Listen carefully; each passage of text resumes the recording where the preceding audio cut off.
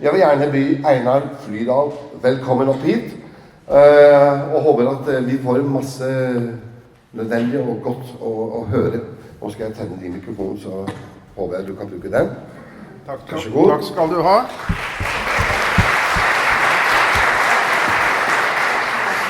Well, I have been instructed to present this in English. I hope everybody understands. But I could do that in Norwegian. That would depend on what you prefer. In English? In English? Okay. The points are in English. And luckily we had some computer problems, of course, with conversion problems and so on. So I will have to turn my head to the screen a few times to see what I'm actually talking about. Okay. I won't read the title of this brief lecture because it's so long, it will take half of the time. But I guess you have already read it.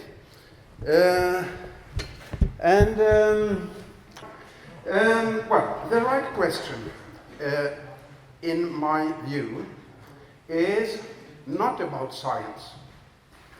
I discovered after more than 30 years working with ICT that there was a big debacle going on.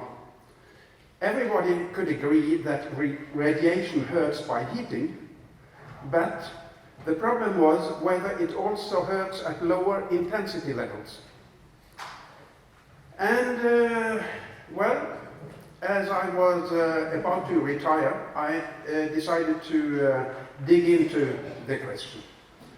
And so I started with, of course, what all academics do. What does science say? And I've been working full-time with that since, or more than full-time, says my wife, since 2010. Actually, that wasn't so difficult. The answer was very clearly yes. But the debacle was still there. And everybody, the ones who said yes could also tell that it was caused not only by intensity or by heating, but also by pulses, very weak pulses, as the ones we can see up here to the somewhere to the right, which are indeed very weak. They come from smart meters in this picture.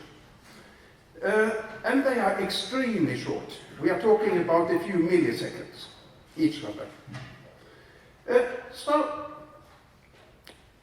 then the problem became another one. Why? How come that they are discussing so fastly, if science is so clear about this? And my perspective on this now is the one of a business analyst. The exposure limits in the Nordic countries are irrelevant for daily situations. If you are not working with the building of antennas and so on, and are very, very close to the base stations. They were established to protect against acute damage from heating around 1955 in the American Marine. And they do so. And the measuring stick is mean energy transfer to body. That means how much energy is actually coming to your body. And here we have the actual graph of the exposure limits. The Nordic countries, we are at the top right, together with the USA and 22 other states, about 22 others. And the principle for determining, for setting that limit, is how much energy, as a mean over 6 minutes, could your body receive without getting heated. In other parts of the world, either they have no regulation at all, or they have what we see to the right here, the lower right. They are set according to how much energy you can take before one can measure biological damage, or biological impact. And the recommendations from environmental medicine and bio researchers is what you see in the down left-hand corner. There is about a difference of 7 million times from these levels down here up to what we have in our country, or in the Nordic countries. That is about, roughly speaking, 7 million times higher than the trigger level for cell stress. So, then the problem becomes, this gap, business-wise speaking, the problem is this gap from, I can't see the red light here. Yeah, it's so small. Okay, the problem is the gap from down here and up to the top here, the cameras, should that be unexploited? Should it be a wasteland, business-wise? Or should it be exploited for business, for warfare, and for welfare development? Of course, there is a fortune, a tremendous fortune here. This is a big West to conquer. So, of course, it will be a strife around the use of that gap. And of course, someone would like to define the limits at very high up. Okay, and you listen to the ones that have the views that suits you. That's quite normal. Okay, so why are the Nordic radiation authorities denying the scientific findings? That is the next problem. To try to find an answer, we have to look at the delivery chain. Who is delivering what to whom? In the left-hand down corner, we have ICNIRP, the International Commission of Non-Ionizing Radiation Protection, which is a non-transparent private foundation that makes standards. It produces standards or guidelines and proposes it to the world and for the world to use. Then, and it delivers them to anyone who would like to have to use them. And in the WHO, the World Health Organization, there is a small project group, mainly as far as I found, consisting of one antenna specialist and her secretary, who are running the project, the International EMF project.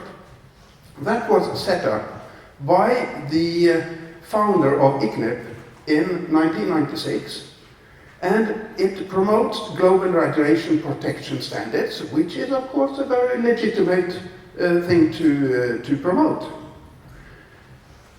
So its deliverance to the world is global radiation protection standards promotion, and what it takes to do that. And among others, it delivers them to the Nordic radiation protection authorities, who then in turn set the national exposure limits. And both ICNIRP and the International EMF project recommend that countries and employers and producers and so on should review the knowledge from time to time to see whether these limits should be adjusted, up or down.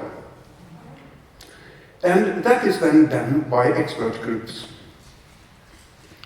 Okay, so what has happened in the Nordic countries over some years is that the Nordic radiation protection has been outsourced. It's simply outsourced to ICNIRP and the International EMF project. And the wording, we follow ICNIRP and WHO, is a political quality guarantee. It works as a political quality guarantee and assurance, and of course a way of transferring the responsibility to WHO. And also EU imposes regulations, and EU also bases bases these regulations on the WHO, as we shall see in short. Of course, this has the advantage that it saves resources, it avoids double work around in countries, and it also saves responsibility. And but it also has a significant impact on public health. We can also interpret the structure, as we shall see, as a bulwark for the thermal paradigm, as it is called, this idea or this dogma that heating is all you have to protect for. Okay, let us look at step one in the delivery chain, that's ICNIRP, which delivers a method for identifying protected exposure limits, and an expert network, and a formation into a way of thought. And it also delivers criteria for assessment of resource findings.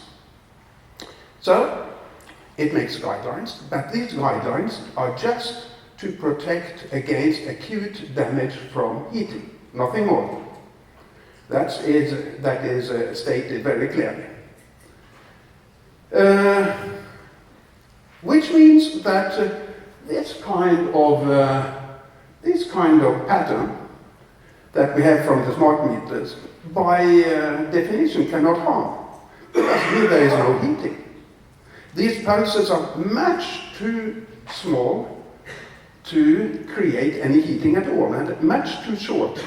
And heating is measured as a mean over some minutes, and these pulses, even if they should be very strong, are so short that the mean is practically not changed at all. The mean value, the mean energy is very, very low. Okay, so this can't possibly harm, and that is what they say as well. Then ICNIRP members and experts, they all adhere to this thermal paradigm. You don't get you don't become an expert, an ICNIRP expert or an ICNIRP member unless you do. No one has ever been elected to become an expert member who has not adhered to the thermal paradigm. Also, ICNIRP relates to humans only, and we have the characteristic that we live for quite many years, almost 100, while insects, for example, live maybe just a few weeks. So, their metabolism is much, much faster. So changes in the metabolism, for example, in the DNA, will be shown much, much faster. So by choosing humans, you are sure that the eventual damage will show up fairly slowly. Okay, that excludes this kind of situation. It's a tree from one city in Germany where 700 trees were controlled. This one has a base station at, you can guess which side. It has become brown in August, early August. And this is just one sample of several of the trees that were mapped in this city. Okay, but that is looked away from. They also use highly simplified models based on mean heat distribution and uptake. For example, yeah, we shall see that in a second, I hope.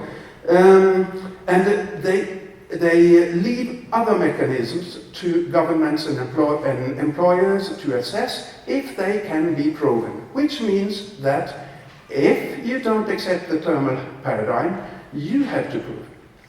It's not they who have to prove that they are right. Okay.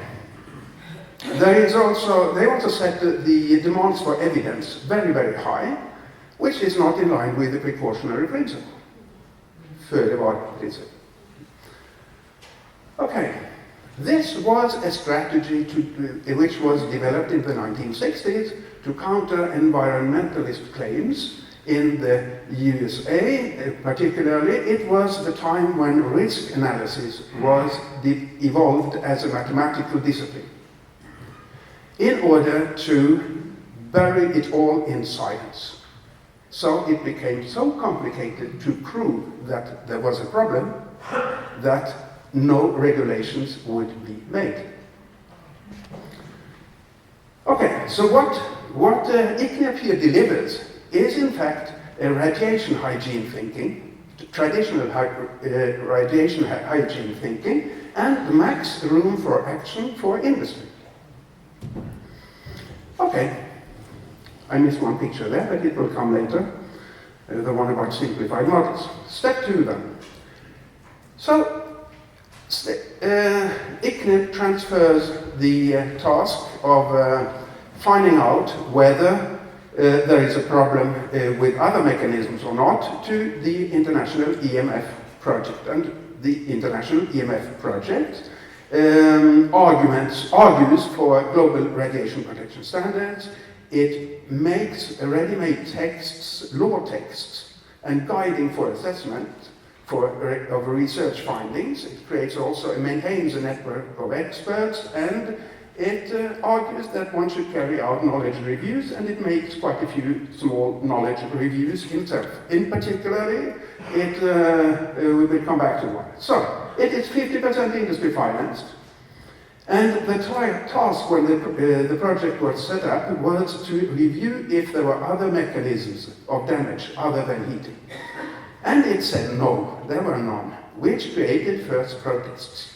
It also is at conflict with the Cancer Institute, and, but it concludes anyhow that there is no mechanism, no risk. Okay, it delivers these packages, ready-made brochures with models and law, which builds loyalty to the ICNIRP mindset. So that if you encounter one of these victims of EHS, they can't understand it, because the radiation is far too weak. Neither can they understand why birds can get problems. Okay, the expert reviews. Here, I'll take as an example 5 expert reviews which have been particularly and are particularly important in the Nordic countries. And we will look on the manning.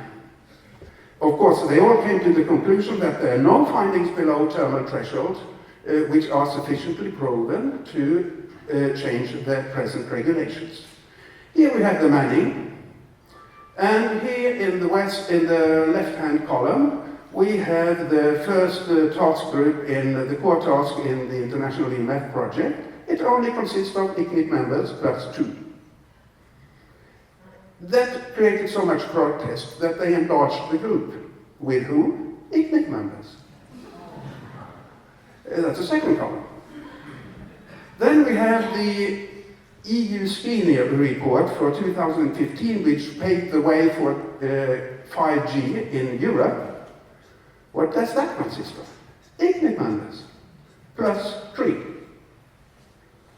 And then we have the Scientific Council of Sweden, which is of high importance with their reports every second year for all Nordic countries and many others. What does that consist of? ICNIRP members, plus 3, plus 2. And then we have a Norwegian report, which is important at least in Norway and perhaps in the rest of Scandinavia. 3 central ICNIRP members plus 13 which were not important members of the committee.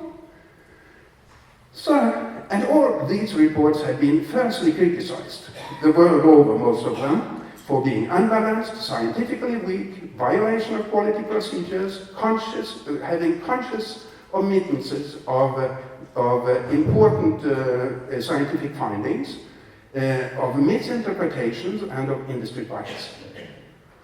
I have two small files more. Okay.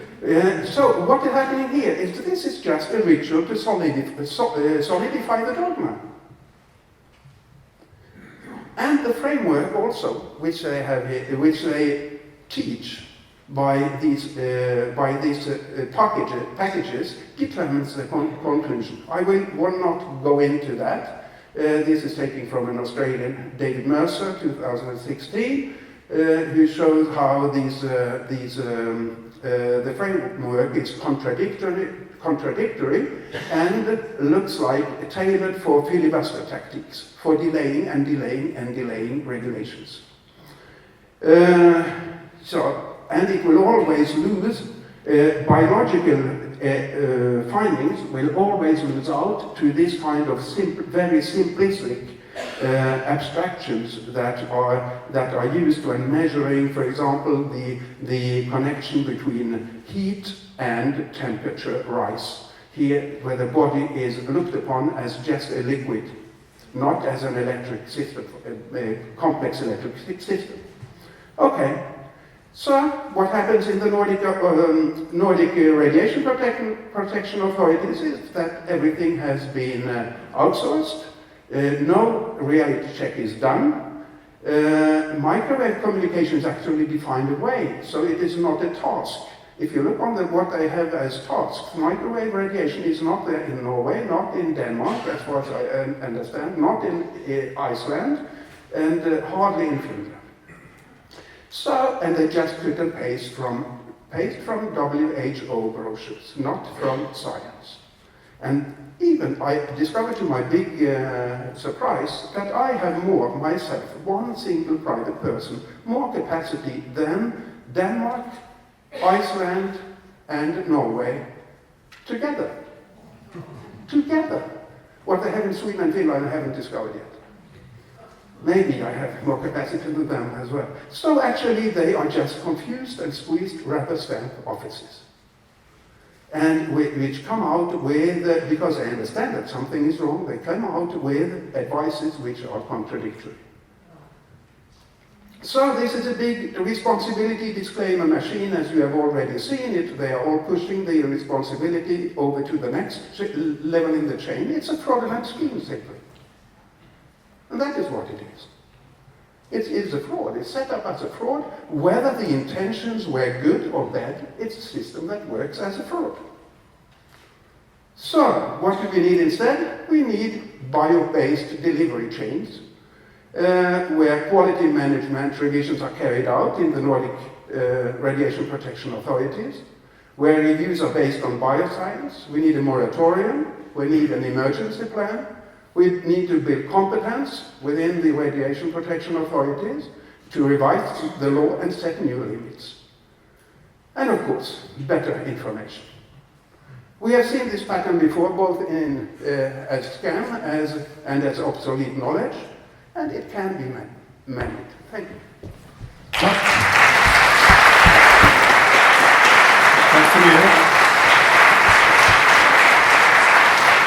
Einar Flydal,